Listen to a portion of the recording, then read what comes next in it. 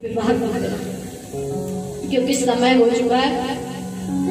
एक बार भीष्म नरेश के 5 पुत्र थे और कन्या एक भी नहीं, तो उन्होंने कन्या के लिए यज्ञ किया। देखिए राजा दशरथ जी ने जो यज्ञ किया वो पुत्र कामेष्टि यज्ञ था, और जो भीष्म ने यज्ञ किया वो पुत्री कामेष्टि यज्ञ है। आजकल लोग अक्सर यही कहते हैं महाराज बेटियां ही बेटियां, ऐसी कृपा कर दो कि एक ठाकुर जी आ जाए, एक बाके बिहारी आ जाए, लेकिन ये कोई नहीं कहता कि ऐसी कृपा हो जाए एक राधा रानी आ जाए। बेटियां भी बुरी नहीं होती, जो काम बेटा नहीं करते वो काम बेटियां करके दिखाती, लेकिन नहीं। लोग कहते हैं बेटा वंश है, बेटा वंश है तो बेटियां भी अंश है। क्या बेटी अंश नहीं?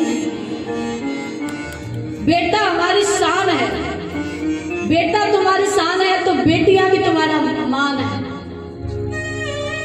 बेटा हमारा नूर है, अगर बेटा नूर है तो बेटियां गुरूर है।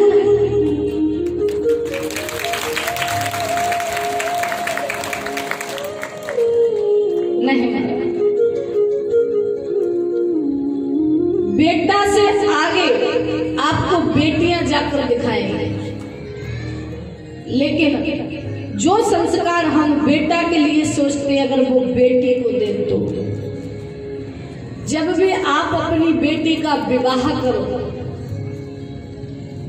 तो बेटी के विवाह में आप एक रामचरितमानस जरूर दे दो। रामचरितमानस किसको कहते हैं? रामायण। रामचरितमानस रामायण वो अवश्य बेटी को दो, ताकि जाकर के बेटी वो रामायण पढ़ेगी तो सारे घर की रीत सीख जाएगी। घर को कैसे चलाया जाता है वो सारे लक्षण बेटी के हाथ में आ जाएंगे। बेटी बुरी नहीं होती। यहाँ पर भीष्म ने बेटी के लिए यज्ञ किया, 5 पुत्र हो गए, फिर यज्ञ किया तो एक बेटी हुई, और आज बेटी का नाम रुक्मिणी रखा। धीरे धीरे धीरे धीरे वो बेटी बड़ी हुई, विवाह योग्य हुई, तो बेटी के आगे कृष्ण की झांकी का वर्णन करते थे उनके पिताजी रोज। बातें सुन सुन के आज रुक्मिणी जी को कृष्ण से प्रेम हो गया। लेकिन जो भीष्म का पुत्र था रुकम, वो अपनी बेटी बहन का विवाह अपने मित्र शिशुपाल के साथ करना चाहता। एक दिन रुक्मिणी दुखी होकर अपने भाभी के पास गई, क्योंकि एक स्त्री ही दूसरी स्त्री का दर्द समझती। भाभी के पास जाकर के कहा, भाभी मैं कन्हैया से प्रेम करती हूँ और विवाह भी उन्हीं के साथ करना चाहती हूँ, लेकिन भाई विवाह कर रहे हैं शिशुपाल के साथ। तो यहाँ पर भाभी ने कहा एक पत्र लिखिए, ब्राह्मण के हाथों में पत्र लिखवा करे और द्वारका भेज दिया गया। कन्हैया ने उस पत्र को लिया ब्राह्मण से, और जब पत्र वाचा तो पत्र में लिखा था कि हे श्याम सुंदर, मैं तुम्हें पति रूप में पाना चाहती हूँ, लेकिन मेरे भाई मेरा विवाह शिशुपाल के साथ कर रहे हैं, और अगर ऐसा हुआ तो मैं आत्महत्या कर लूंगी और इसका पाप आपको लगेगा। ऐसा पत्र में लिखा हुआ। पत्र को बांचते ही पत्र में एक बात और लिखी थी, अगर आप आना चाहते हो तो कल विवाह से पहले मैं भवानी माँ के मंदिर में पूजा करने के लिए जाऊंगी, आप वहीं आ जाना मेरे पास। जैसे ही कन्हैया ने पत्र को वांचा, ब्राह्मण से कहा चलिए। आज ब्राह्मण को साथ लिया और कन्हैया द्वारका से चलते हैं। यहाँ पर रुक्मिणी जी को दुल्हन के वस्त्र पहनाए, तैयार किया गया, और आज रुक्मिणी जी ने भवानी माँ के मंदिर में पूजा के लिए एक सुंदर थाल सजा लिया। थाल को सजा करके आज रुक्मिणी ने वो थाल हाथ में पकड़ लिया और रुक्मिणी आज पूजा के लिए कैसे चलती है कि करवे वो पूजा रुक्मिणी चल गई और एज कर ली नो थाल सजा।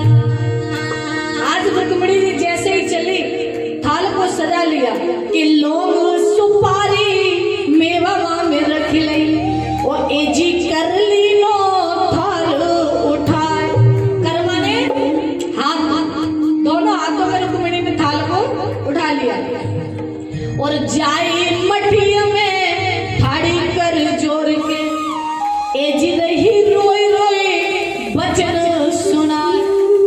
रुक्मिणी भवानी माँ के मंदिर में पहुंच गई और जाकर के हाथ जोड़ करके आज रुक्मिणी रोती है और कहती क्या है कि बारे से मैया मैंने पूजा तेरी कीनी और अब मठिया में देते प्राण गमाए।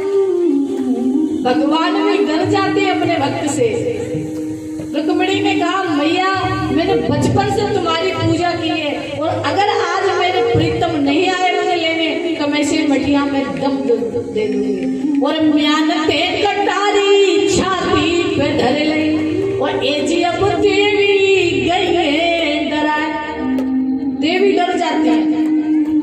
तभी भगवान के लिए देवी ने प्रार्थना की प्रभु जल्दी आइए और भगवान आए कि आए कि पहुंचो पकड़ो श्री कृष्ण ने पहुंचा पकड़कर और क्या कहा कि आई कि पहुंचो पकड़ो श्री कृष्ण। रुक्मिणी ने हाथ जोड़ लिए। रुक्मिणी कहने लगी प्रभु आप मुझे लेके कैसे चलोगे? हाथ तो पकड़ लिया है। आपको पता नहीं कितने पहरेदार मेरे पिता मेरे भाई ने लगा रखे हैं, कैसे लेकर जाओगे?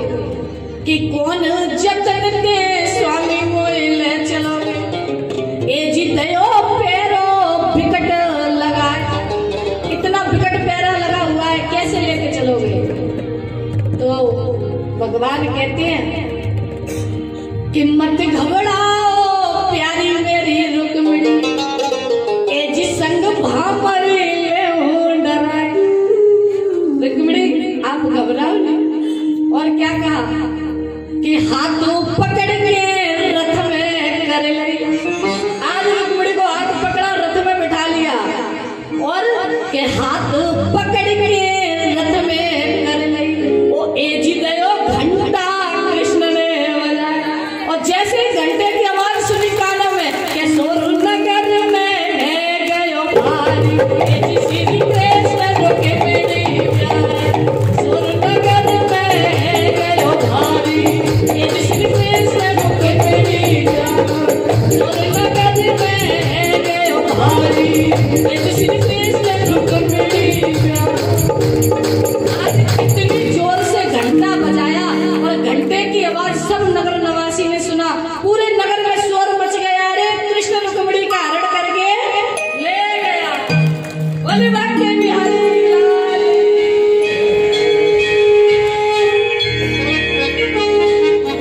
आज जो रुक्मिणी का बड़ा भाई था रुकम, देखिए अभी विवाह नहीं हुआ, अभी केवल हरण किया है। जब विवाह होगा तो कृष्ण रुक्मिणी दोनों आएंगे।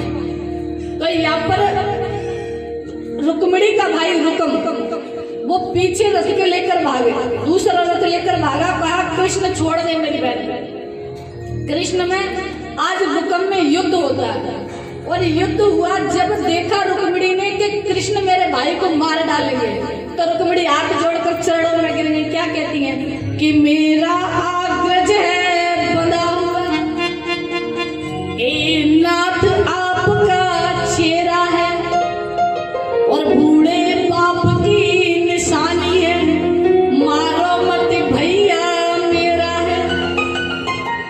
रुक्मिणी ये होती है एक बहन की आत्मा अपने भाई के लिए।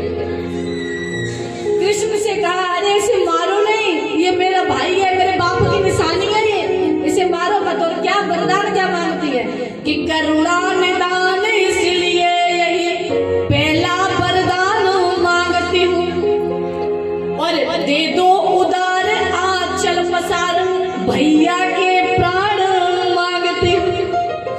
रुक्मिणी ने कहा प्रभु मेरे भाई को ने रुकम को छोड़ दिया और आज रुकम ने जाकर के दूसरा नगर बसाया भोजगढ़। आज रुक्मिणी को द्वारका ले जाके भगवान ने विवाह किया। तो पहले विवाह में क्या होता है? लगन, सबको याद होगी अब तो, भोले बाबा की हुई थी। लगन के बाद फिर मेहंदी, आगे बारात, इस तरह विवाह होगा कि यदुनंदन भूले ना समाय लगने आई। आवाज हम तक आनी चाहिए। लगने आई, लगने आई मेरे नैना यदुनंदन भूले ना समाय लगने आई। हरे हरे लगने आई मेरे नैना यदुनंदन भूले ना समाय।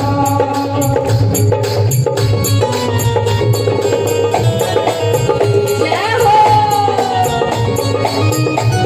बोलिए पाटली बिहारी लाल की जय।